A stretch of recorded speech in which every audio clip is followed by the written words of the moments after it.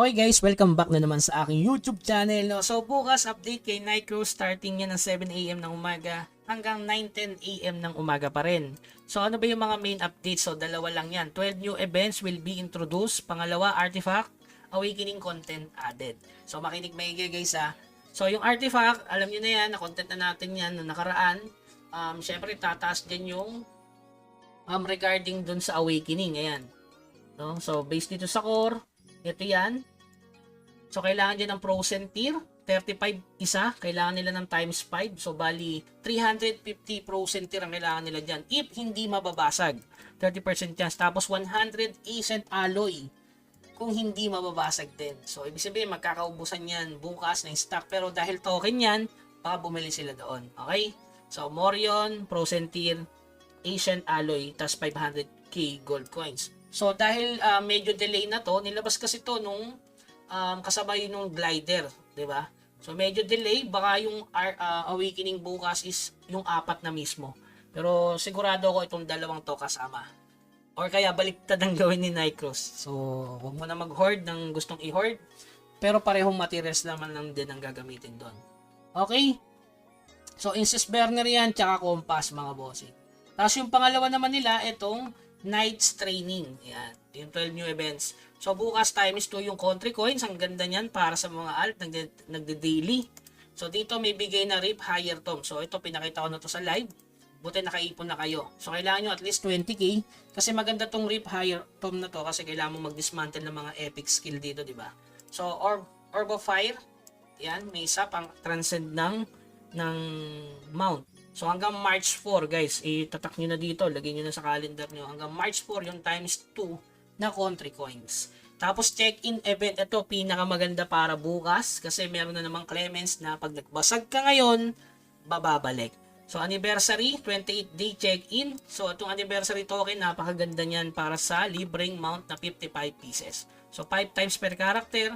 Epic, instant epic item. O, ayan, o. Epic mount pala in weapon style. Once per character. Kaso 50 pieces.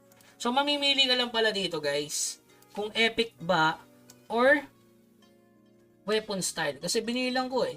O, 10, 20, 30, 40, 50. Sinakto talaga, no? Mamimili ka pa kung sureball epic or summon. Sa akin, summon para sa events, no? So, ayun. Clemens Knight, ito. Event Brilliant. So, ito na yung Clemens na libre. So, kailangan mong magbasag ngayon. Nakalagay dito, December 10, after update, February 25, 2025, before update mga boss. Kailangan mong magbasag para magamit mo tong Clemens at mabalik mo yung binasag mo. Ngayon dapat guys or before update ng February 25 or bukas before update. Tapos ito, Nightcrow Gear. Ganun din. Pero itong Nightcrow Gear, kung plus 7 yan, mas maganda kung plus 8 yung babasagin mo kasi bukas sa mission completion merong Nightcrow Gear ulit na plus 7 na dalawa. So talagang every 2 weeks no, pinapalakas talaga kayo ni Nightcrow. Swerte nung maraming plus 7 no, yung dalawang plus 7. So yan nakalagay naman dito Nightcrow Gear, kaya huwag kayong matakot. Magbasag ngayon, babalik yan. Kaso isa lang item. O, ngayon na mismo or bukas bago mag-update.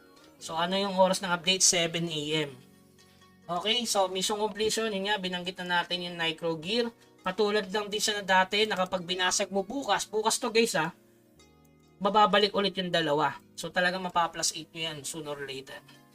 Tapos dito, sa mission completion, yung una yan, may compass, artifact selection chest. So, matik talaga, no, related yung awakening bukas sa compass at incest burner. So yan, check in guild 6 times event Morion, kaso ito ay may expiration basta may event. Pangalawa, mission completion. Ito napakaganda. Epic Arcane Scroll which is permanent pero yung rare na Arcane Scroll is hindi to permanent mga boss. Pero may gold chest. Napakagoods talaga ng update bukas para sa mga bagong player.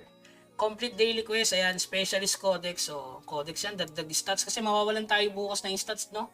Walang drop event, no? Baka ihahabol nila yan by next week. Kasabay na ng bootcamp daw. Malalaman natin kasi tinanggal nila yung bootcamp eh. Kanina meron kayong tinanggal. So Riptome, tapos ayan, Clemens. Clemens. Yung yung Nightcrow Gear. Tapos dito may libreng alloy kaso event guys. Ibig sabihin may expiration to.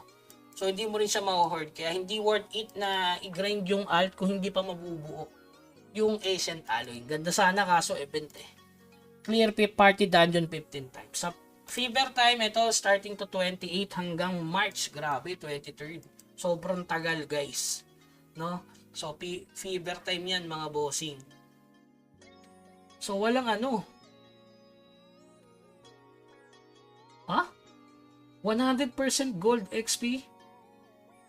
May oras. Alas 10. 100% na. No, hindi na 50%. Grabe yan. Times 2, times 2, times 2. Kagibunsin technique.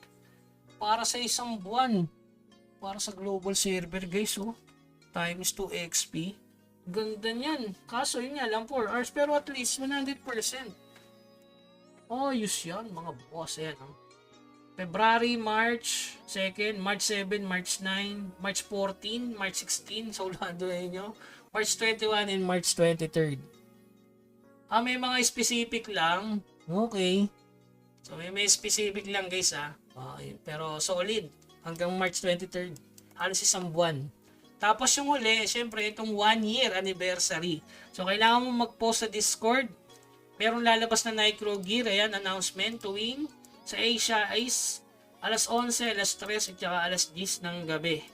So, kailangan mo pong i-post sa Discord ng Nycross. Lalagay ko yung link sa baba. Tapos, ito yung kailangang info. Character, mag-copy-paste na lang kayo doon. Ang mahalaga doon yung member number. Okay, yung member number, nandito yun sa setting mga boys. Setting.